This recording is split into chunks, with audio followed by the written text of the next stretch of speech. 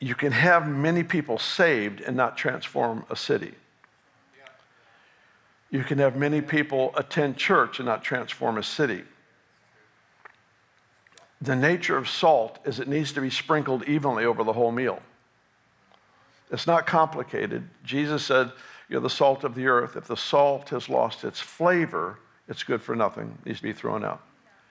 So salt adds flavor. Salt actually enhances the flavor of a meal.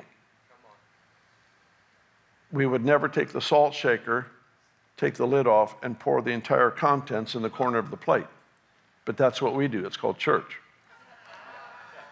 We make sure that we huddle together and stay together because we don't trust the righteousness of Christ in us enough to allow ourselves to be sprinkled throughout society.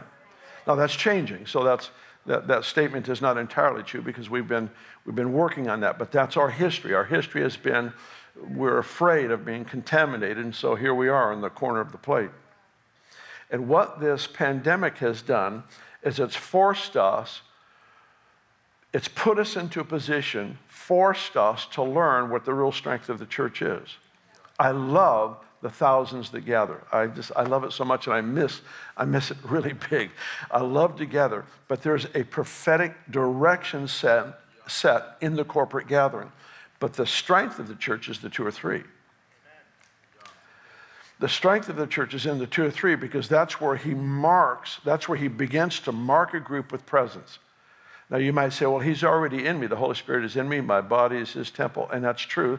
So two or three gathered together, what's the point? He's already with me by myself. That's true, but every time we gather in his name, now just picture this. I gather with a friend of mine. We both have purposed to co-labor with the Lord to see his purposes accomplished in the earth. We make that agreement.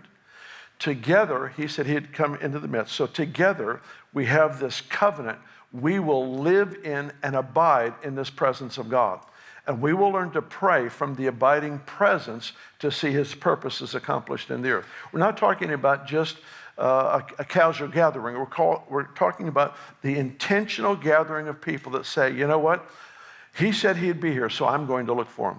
And I'm going to look for his heart, and I'm going to pray consistent with his heartbeat because I want to see his purposes accomplished in the earth.